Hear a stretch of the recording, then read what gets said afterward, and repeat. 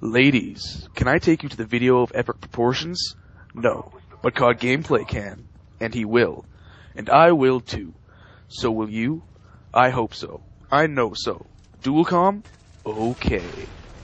What's up guys, COD Gameplay here, and as you heard by the intro, I am with one of my friends, Delta Canuckian. Why don't you introduce yourself?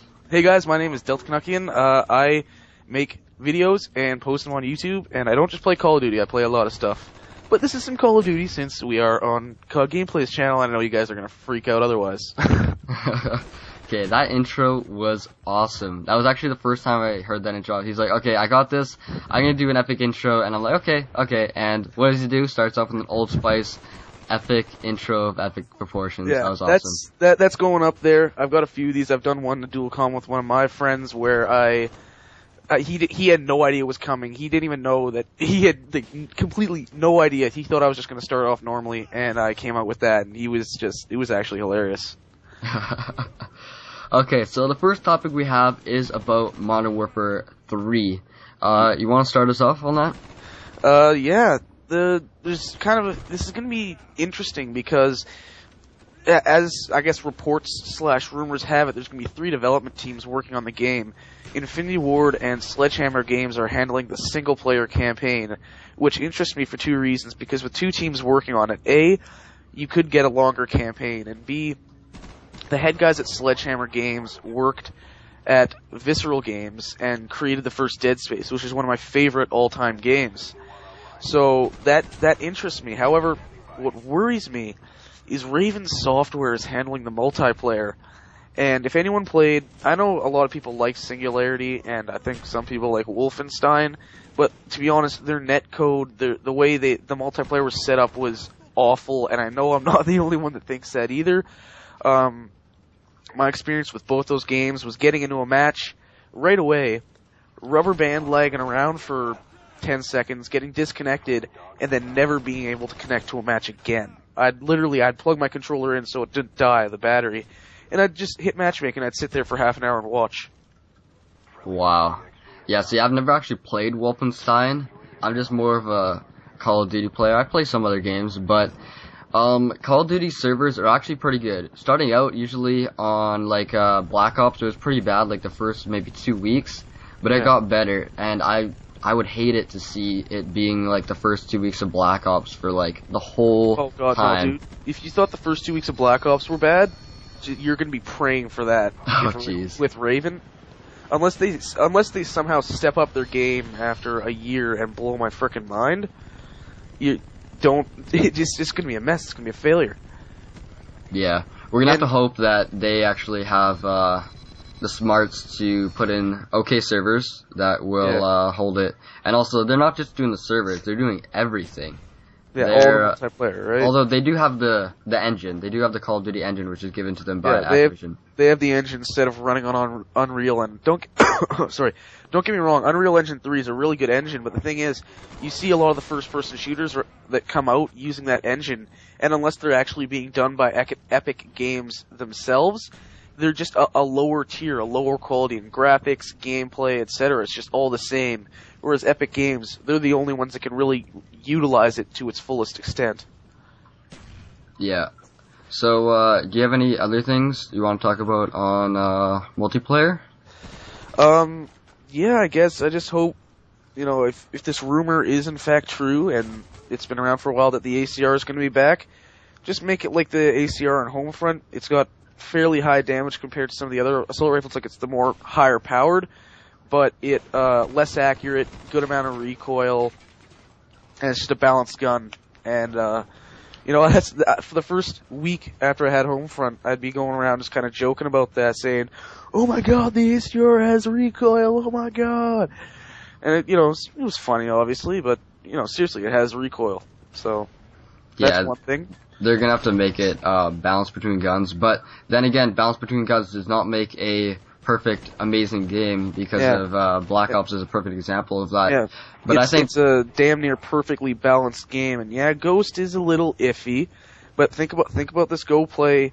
Hell, I might even say the cloak, the Marksman's Cloak in Killzone is worse. And God, the cloak in Crisis is, don't even get me started on that. Please don't.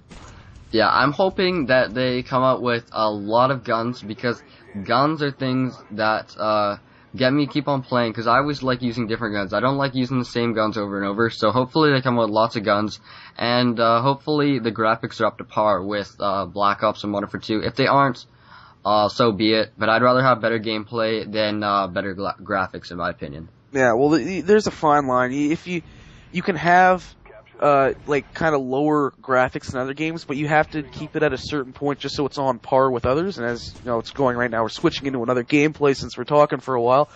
You know, it's just a thing where you have to have that balance.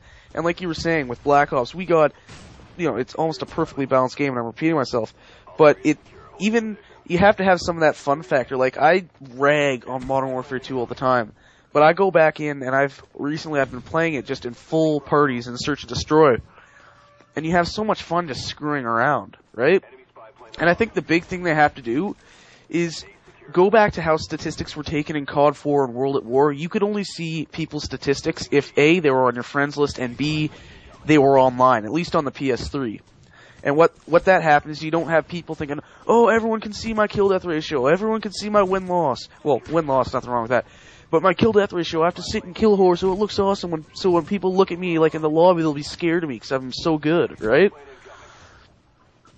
Yeah, when I started out on Black Ops, I'm like, okay, I gotta get my KD up to like 2. I want to be awesome KD. I want to just like destroy. And now, honestly, I could give 2 shits about my KD. It was at 2.25 for some time, and then I just tried sniping, going like insane 360 no scopes, and now I think it's at like 2 exactly. I don't even care. Like, if your KD is 1, cool. If your KD is 4, good for you. But like, it's about having fun in the game, really. Yeah, that's the thing. It's got people caring way too much, and they rage because of that. And I know I rage because of that, because I don't rage on the old Call of Duties anymore. Because in Call of Duty, World at War, and COD 4, I never gave a shit about my stats in the first place. I'm rocking the .89 kill death on COD 4.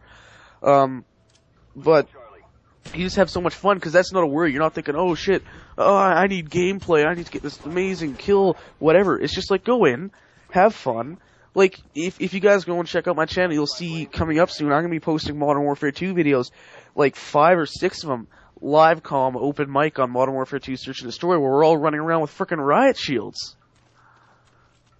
Yeah, riot shields are absolutely amazing, but I think we've talked probably enough about multiplayer. What do you? Yeah. You're like the single player master. You're like the developer know-how. You know everything. So what about the single player? I haven't heard a ton about it, but you know a bit.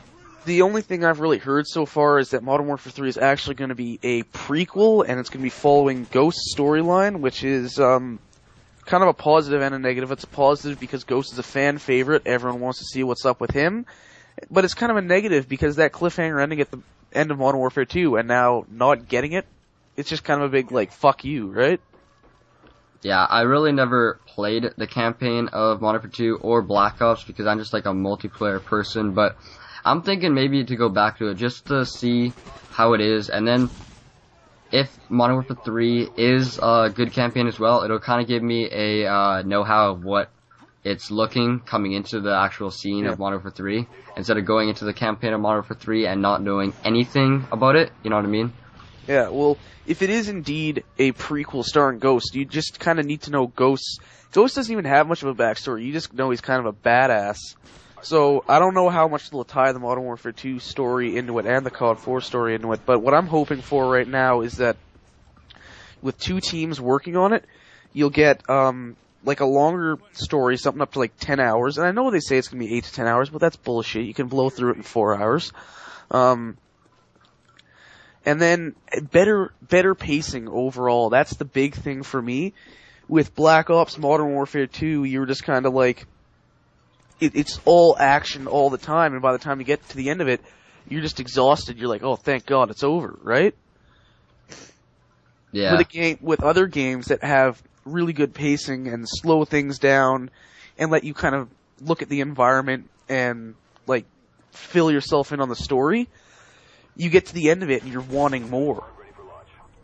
Yeah, that's the way how campaigns should be. They should be wanting more after the end. You should be wanting to have the next game just to finish that campaign if there is like a cliffhanger like Modern Warfare 2.